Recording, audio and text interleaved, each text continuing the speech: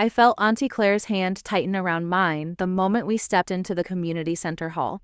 Her simple linen dress brushed softly against her ankles, moving with the same quiet grace she carried everywhere.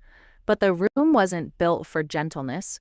Its fluorescent lights buzzed like electric judgment, illuminating every whisper, every stare aimed straight at her. The first snicker hit like a slap. A woman near the refreshment table didn't even bother lowering her voice. She couldn't dress up a little, she said, eyes locked on Auntie's dress. The words sliced through the air, loud enough to sting, loud enough to be heard by everyone. I watched a circle of perfectly styled moms turn to look at her, their glittery dresses shimmering as if they were reflecting their own superiority. Their faces twisted as though Auntie's plain dress had contaminated the room's aesthetic. Then someone shoulder-checked her on purpose.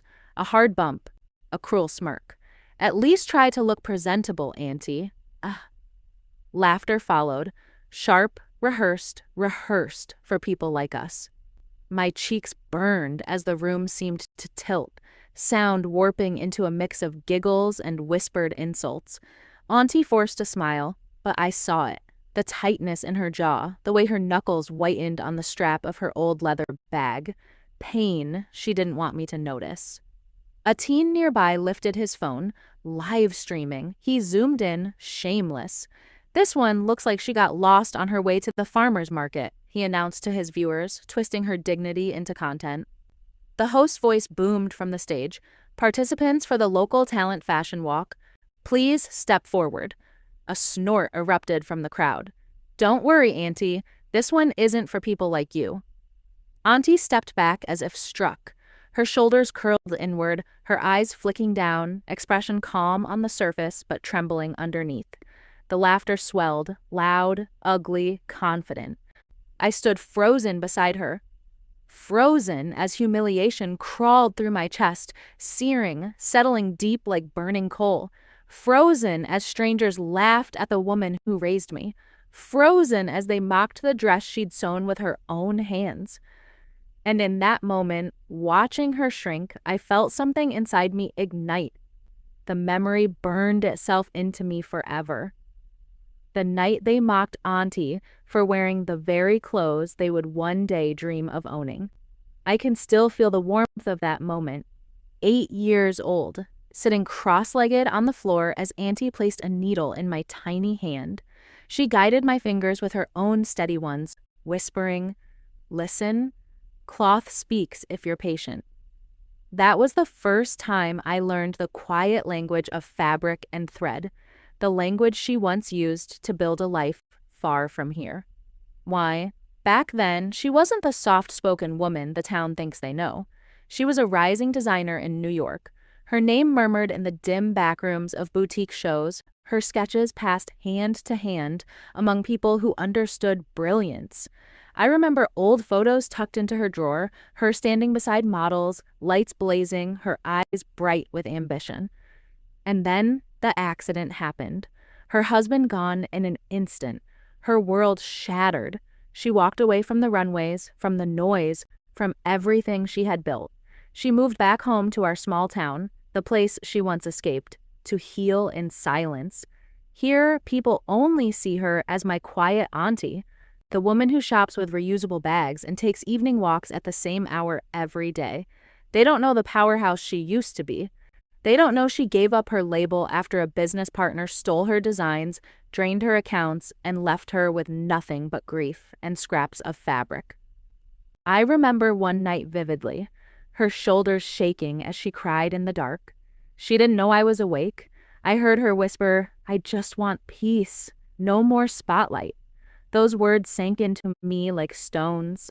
Tawa, the simple clothes she wears, they aren't signs of modesty or lack of taste. They're prototypes, pieces from a collection that never saw the light of day. Clothes born from dreams she buried so deep the town never even knew they existed. Growing up, I watched people misinterpret her softness, confusing her calm for weakness. She always brushed it off with a smile, and that quiet line she repeated like a mantra, "Beauty doesn't need noise." But nights like this, tonight, make me see the truth she never says out loud. There's pain under her silence, pain she stitched away, folded into drawers, hidden behind closed doors. Watching her blink back tears after tonight's humiliation, something shifts inside me, sharp, protective, familiar, like her strength waking up in me. I realize the town never respected her because they never saw the hurricane she used to be. And now, after mocking her for the last time, they're about to learn who she really is. By morning, the humiliation had multiplied. My phone buzzed nonstop with forwarded videos, the same clips of Aunty standing in that hall, her simple linen dress captured from every cruel angle. People in local WhatsApp groups added captions like, "Auntie's thrift store look strikes again," and "Someone donate fashion sense."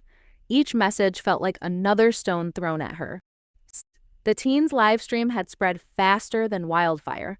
County-wide now, hundreds of comments laughing at her grandma aesthetic, calling her lost, outdated, clueless.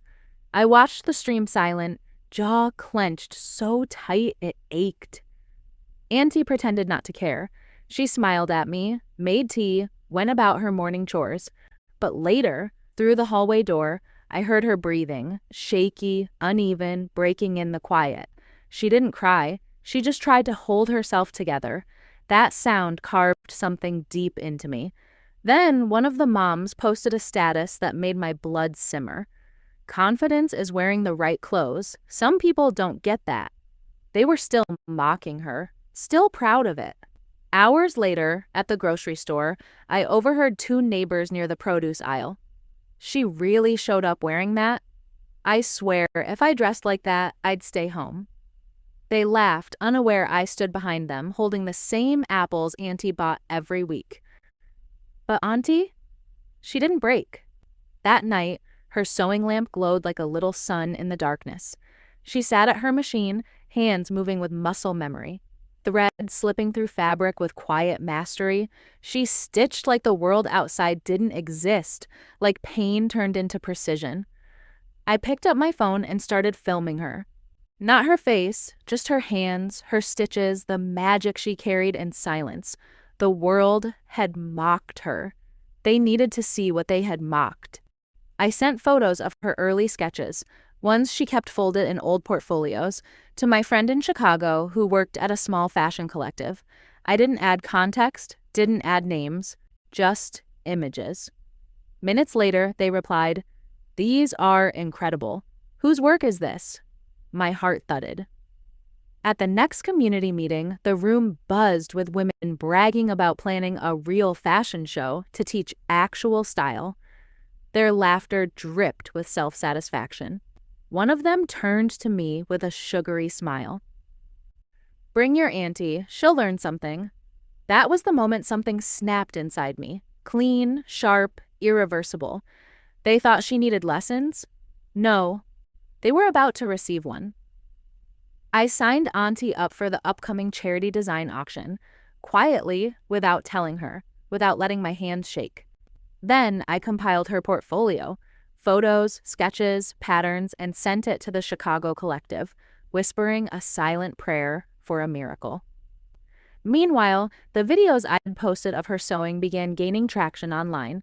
Slow at first, then steady, then more. People noticed the detail, the calm expertise. Comments trickled in. Something was shifting. And as the event approached, whispers around town grew louder. Simple dress, Aunty this. Simple dress, Aunty that. They still had no idea. The tension around me felt like a storm building, thick and electric. This wasn't just cruelty anymore. It was ignorance, arrogance, blindness. And I was going to turn it into their lesson, stitch by stitch. 3 days before the event, my phone rang. A Chicago number. I almost didn't answer until something in my gut told me to pick up. The voice on the other end was bright, breathless. "We reviewed the portfolio. We want to feature this designer in our upcoming showcase." My heart slammed so hard against my ribs I had to grip the counter. They continued, "Who is she? Her work is masterful." For a second, I couldn't speak. My throat tightened, my hands shook. Then I walked straight to Auntie's sewing room, each step echoing like a drum. She looked up, needle paused mid-air, sensing something in my trembling. "Auntie," I managed, holding out the phone. "They want you. Chicago wants you." The needle slipped from her fingers. For the first time in years, years of silence, of hiding, of shrinking, her eyes lit up. A spark, a flame, a memory of the woman she once was. "They want me?" she whispered, voice soft and stunned. That night, she opened a small wooden box I'd never seen before. Inside were pieces of her past, glossy photos of her beside models under runway lights, early magazine features with her smile shining, and a tiny fabric tag with her original brand name stitched in gold thread. Her hands trembled as she held each one, pride and grief tangled together. "I thought this part of me was gone," she murmured. "But it wasn't. I could feel it. She could, too." She took a long breath and said, "I'll create one new piece for the charity event." Her voice was steady, quietly fierce, a return disguised as participation. Word spread quickly. An anonymous designer was entering a never-before-seen piece. Curiosity swirled through the town like a rumor with wings. Meanwhile, the same moms who mocked her paraded around town bragging about their outfits for the night. Sequins, rhinestones, feathers, loud clothes for louder egos. They had no idea the storm that was threading itself together in Auntie's sewing room. Eraz. Every night, she stitched under the glow of her lamp, fabric flowing like water through her fingers. Each movement reclaimed a piece of her soul. I filmed it all. Her steady hands, her focused eyes, the quiet intensity returning to her posture. I didn't reveal her name, not yet, but the videos gained attention, whispers growing online. Who is this mystery designer? The suspense built, one stitch at a time. And then, late one evening, Auntie stepped back from the mannequin. The dress stood there, breathtaking even in shadow. Modern, elegant, powerful, a masterpiece resurrected. Saw it. She touched the fabric and whispered, "It feels like breathing again." In that moment, everything shifted. Power, the past unburied itself. Her strength rose. And the world was about to witness the woman they underestimated. The hall is overflowing tonight. Brighter lights, sharper eyes, cameras already circling like they can smell a story. I walk beside Auntie, her simple dress brushing the floor, the same dress style they mocked. But this time, she isn't small. She isn't hiding. She moves with a quiet steadiness that makes the air shift around her. Across the room, the moms who tore her down glide in wearing sequins and feathers, tossing their hair, talking loudly, making sure everyone sees them. One of them smirks when she spots us. "Oh, there she is. Same plain dress again," another whispers, loud enough to sting. But Auntie doesn't flinch. Not tonight. The host takes the stage, the microphone popping. "Ladies and gentlemen, we are honored to unveil a brand new piece from our anonymous designer." The room buzzes instantly. Chairs scoot closer, phones lift, breaths tighten. A spotlight hits the mannequin. "You said sorry," and when the cloth drops, silence. Auntie's gown stands revealed, a modern silhouette layered with intricate hand-stitched detailing, shimmering only when the light kisses it. Clean lines, flawless structure, every inch carrying the dignity she was denied. Gasps erupt, real, involuntary, stunned. The same moms turn to each other, blinking hard. "Wait, who made this? This is incredible." Before their confusion can harden into denial, I lift my phone and tap play. The projector glows to life. And there she is. Auntie's hands threading needles, her eyes steady under the lamp, the slow curve of fabric turning alive under her touch. Everything captured, every stitch a heartbeat. The hall falls dead silent. Someone near the front whispers, "No, that's her? That's the woman they were mocking?" The live stream chat flashes across the corner of the screen. Thousands of comments exploding. That's the designer? Unbelievable. She's a genius. Aunty steps forward. Just one step, enough for the whole room to see her clearly. She lifts her chin, voice gentle but carrying like a blade. Clothes don't need to be loud to be art. Those words land harder than any shout. The auction begins, and the first bid is already higher than anything sold tonight. Then another, then another. The numbers climb without slowing, people fighting for a piece of her story. Suddenly, a message flashes across the livestream feed. Chicago Design Collective were honored to feature her work. The moms who ridiculed her earlier, their faces pale, their smiles collapse. They look small now, shrinking under the weight of their own cruelty as the community turns, whispering, remembering every insult they threw. When the final bid closes, an amount so high the host stutters, the room erupts. Not polite applause. Real, thunderous, bone-deep respect. Aunty stands there, framed in light, not bragging, not gloating, simply whole again, her dignity restored, her truth undeniable. In that moment, I realize her revenge didn't need noise. It only needed the world to finally see her. Overnight, everything changes. The video of Aunty's reveal spreads like wildfire. Thousands of shares, comments pouring in from every corner of the state. People are stunned, inspired, ashamed. Her name, her face, her quiet brilliance finally seen. By morning, the same mothers who mocked her show up at our door. Their smiles are stiff, their voices awkward. "We didn't know," one mutters. "We're sorry," another adds, eyes lowered. Aunty simply nods. Not cold, not welcoming, just steady. Grace without forgetting. That afternoon, an email arrives from Chicago. The official contract, an invitation to join their next showcase. She prints it with trembling hands and carries it to her sewing room.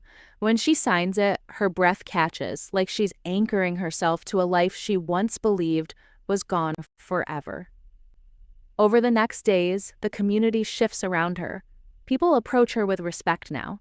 Real, deliberate, but she doesn't change. She still walks softly, still keeps her voice gentle, still moves like someone who trusts her own rhythm more than anyone else's approval. I watch her pull out her old sketches, the ones she hid in drawers for years. She smooths them out, tracing faded pencil lines with fresh purpose. She starts choosing bolder fabrics, deep emeralds, fierce reds, patterns that used to scare her because they demanded attention. Now, she welcomes it. Local boutiques send messages hoping to feature her work. She reads each offer slowly, then sets aside the ones that smell like ego or trend chasing. She's done bending. At home, she cooks dinner humming under her breath, shoulders lighter, steps unburdened. It hits me then. This isn't about fame. It never was. The viral video gave her recognition. But the real victory is the return of the woman she used to be.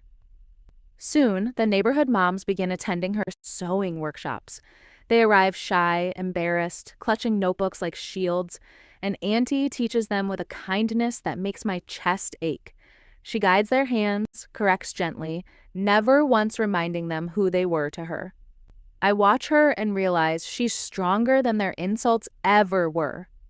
One night, in the stillness of her sewing room, she pauses mid-stitch. The lamp casts a soft glow across her face as she says, almost to herself, "Revenge doesn't always need anger. Sometimes truth is enough." And in that moment, I understand. She didn't just win. She healed. I sit in front of the camera, warm sunlight spilling across the room, painting Auntie's sewing table in golden hues. She moves behind me with quiet precision, her hands threading needles, folding fabric, humming softly, a symphony of patience and skill. I begin to recount the journey, voice steady but raw with memory. The night they mocked her, the whispers that cut sharper than knives, the laughter that swallowed her dignity. Every moment, every sting of humiliation, Every silent tear has been stitched into the fabric of this story. I pause, letting the images settle in. It's easy, I explain, for people to judge what they don't understand, to laugh at simplicity, to dismiss quiet strength. But underestimation can be a weapon, the sharpest edge when wielded with patience. Flashbacks fill the screen, her trembling hands on that first humiliating night, the quiet evenings at her lamp, the folds of fabric catching the light just so, the slow cinematic reveal of her masterpiece to the stunned crowd. I speak directly to the camera, voice rising with conviction. Kindness costs nothing. Cruelty, however, can cost you everything, your dignity, your respect, once the truth comes to light. I tell them about Auntie's resilience, her artistry, the courage it took to rise after being pushed down again and again. Every stitch, every design, a testament to her will and her talent. I lean forward slightly, gaze piercing. Never mock someone for being simple. They might be extraordinary in ways you can't yet see. I encourage viewers to share this story with someone who needs a reminder of their worth, of their hidden strength, of the quiet power they carry. And finally, I close with a call to action, calm but resonant. If Auntie's comeback inspired you, hit like, subscribe, and stay for more stories where quiet strength becomes unstoppable.